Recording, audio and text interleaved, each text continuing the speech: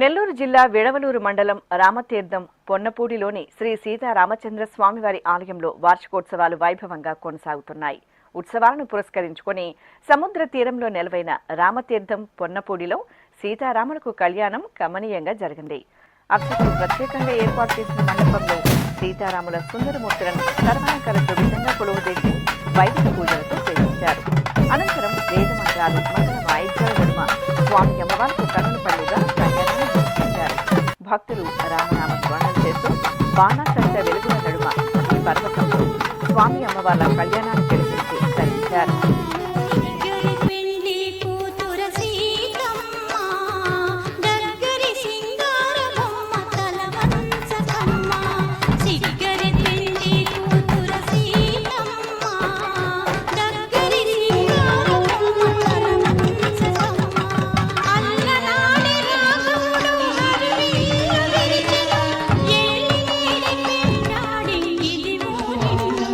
మధువర్కేణ సువర్ణేన పూజయిష్యే